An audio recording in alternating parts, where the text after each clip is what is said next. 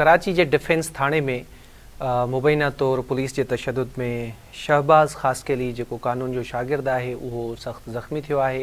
इन वक्त वो कराची जी अस्पताल में पंहिंजी ज़िंदगी मौत के वाटे ते बीठल है। इन मामले के खिलाफ़ वकील बिरादरी तरफ़ां पिटीशन फाइल कई वही हुई मुलविस अहलकारन के खिलाफ़ केस दाख़िल करने के लिए उहा अदालत अलोब करे छड़ी। अदालत हुकुम दिनों तो इन मामले में जो मुलविस अहलकार उन्हनि के खिलाफ़ केस दाख़िल किया वने, पर जैसे वकील वो हुकुमनामो खणी डिफेंस थाने ते पहुता तो उते मौजूद ड्यूटी ऑफिसर या पान खणी चऊं तो SHO केस दाख़िल करण का इनकार करे छड़ियो।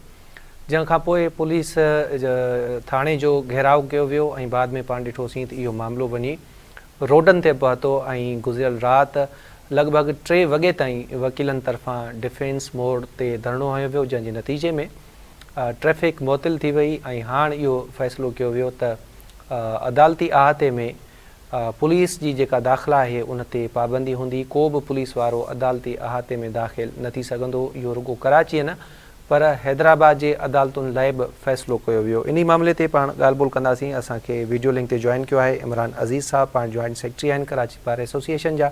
इमरान भाई बहुत शुक्रिया, आपने हमें वक्त दिया। सबसे पहले तो बताएं ये शहबाज ख़ासकेली जो कि कानून के शागिर्द हैं, इन पे तशद्दुद हुआ है, ये असल माजरा है क्या?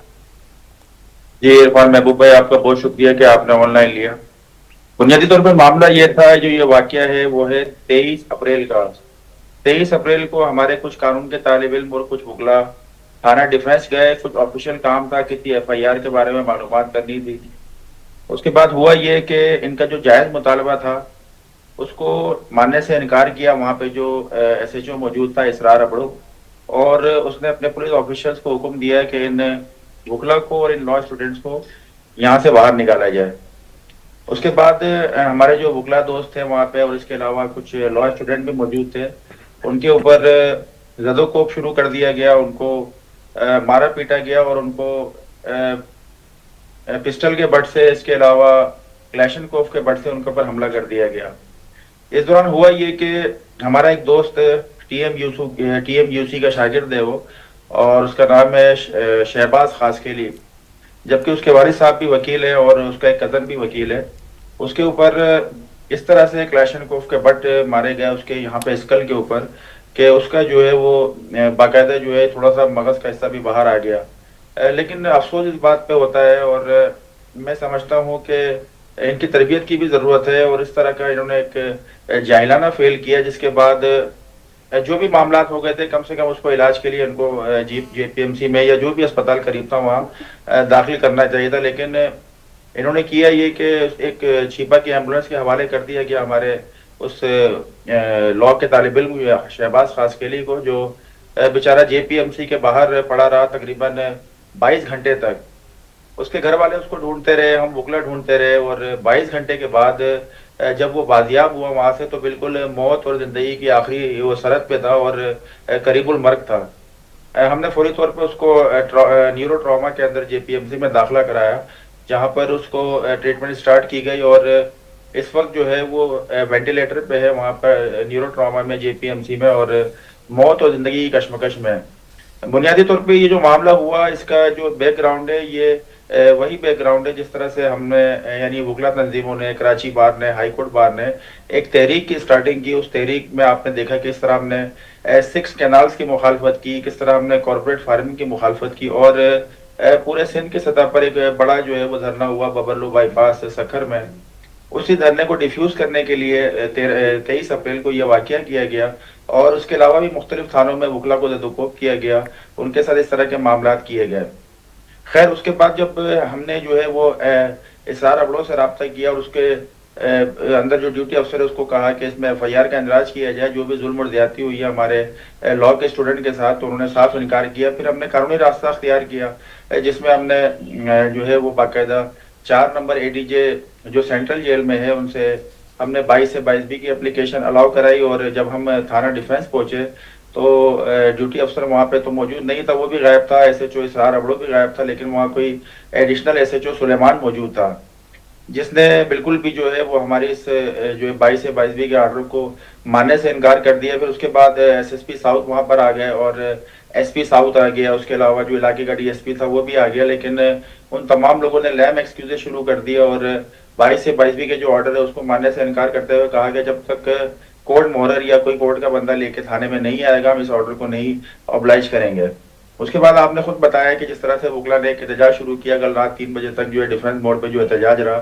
آج ہم نے قانونی راستہ اختیار کیا ہے جس میں ہم نے کنٹمپٹ آف کورٹ کی اپلیکیشن فائل کی ہے انہی جج صاحب کے پاس, ہمارے اے ڈی جی حفیظ لاشری صاحب کے پاس, اور اس میں 6 مئی کی ڈیٹ ہے جس میں ان پرسن بلایا گیا ہے ڈیوٹی افسر کو بھی اور ایس ایچ او کو بھی کہ کیوں آپ نے ایف آئی آر کا اندراج نہیں کیا.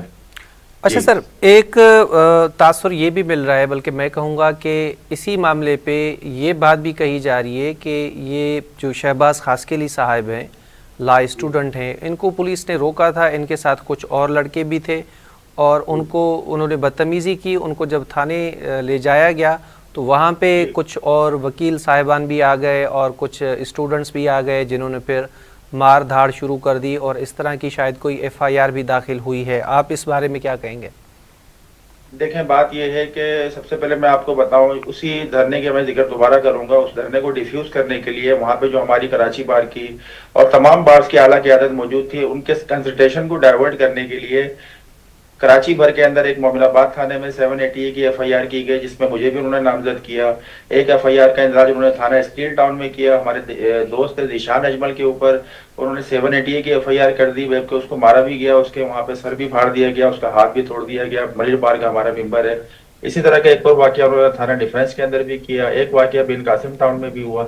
ٹھیک ہے, اگر ہم for the sake of argument اس بات کو مان لیتے ہیں کہ ہو سکتا ہے کچھ لڑکوں کی طرف سے جذبات کا اظہار کیا گیا ہو, تھوڑا بہت کوئی ان کی طرف سے جو ہے وہ کوئی ایسی ہارش الفاظ یوز کیا گیا ہو, لیکن دیکھیں آئی جی صاحب ڈی آئی جی صاحب کو ہمیشہ یہ کہتے رہے کراچی بار کی سطح پر بھی اور ہر پلیٹ فارم پر بھی کہ آپ کے ہر تھانے کے اندر جو آفیشل موجود ہے, خاص طور پہ ایس ایچ او, ان کو تربیت کی ضرورت ہے. آپ کے تھانے میں بندہ جو ہے کوئی بھی آتا ہے, شخص ہو سکتا ہے کہ وہ اس طرح کسی جذبات میں ہو, کسی جوش میں ہو, اس کے ساتھ کوئی جرم ہو گیا ہو, کوئی معاملہ ہو گیا ہو, لیکن آپ لوگوں کو جو تربیت دی جاتی ہے کس طرح سے پبلک ڈیلنگ کرنی ہے, کس طرح سے معاملے کو ڈیفیوز کرنا ہے, کسی بھی طرح کے جذبات کو, احساسات کو کس طرح سے ٹیکل کرتے ہوئے معاملے کو سلجھانا ہے.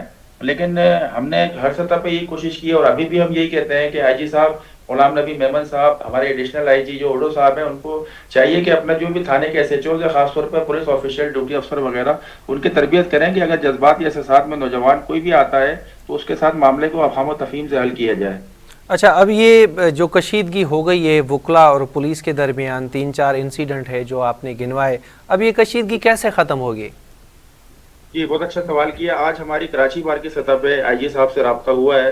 انشاءاللہ تعالی ہم کوشش کر رہے ہیں کہ کراچی بار کا ایک وفد ہم بنائیں گے اور آئی جی صاحب ڈی آئی جی صاحب سے ایک میٹنگ ہوگی جس کے اندر حالیہ دنوں میں ببلو بائی پاس دھرنے کے سائیڈ افیکٹ کے طور پہ اور آفٹر افیکٹ کے طور پہ جس طرح سے وکلا پہ ایف آئی آر سے اندراج کیا گیا, وکلا کے گھر پہ چھاپے مارے گئے, ان کو گرفتار کیا گیا, ان کو جیلوں میں منتقل کیا گیا, اس کے علاوہ ان کو بالکل اس طرح سے جو ہے نا ان کے اوپر اٹیک ہوا کہ آج وہ موت و زندگی کی کیفیت میں ہے. تو ہم یہی چاہتے ہیں کہ اس معاملے کو اچھی طرح سے حل کرنے کے لیے باقاعدہ ایک ایس او پی بنائی جائے, ہمارے درمیان میمو آف انڈرسٹینڈنگ سائن ہو, جس کے اندر آئندہ کے لائمل کے طور پہ اس طرح کے کلیش نہ ہو جس سے جانی و مالی نقصان کا خدشہ ہو. ٹھیک ہے عمران عزیز صاحب, آپ کا بہت شکریہ, آپ نے ہمیں وقت دیا. ناظرین ان سے ہی کور اسٹوری وقت پانی پجانی تو پہ پہنچے, مکھ ڈندا اجازت اللہ نے کے بعد.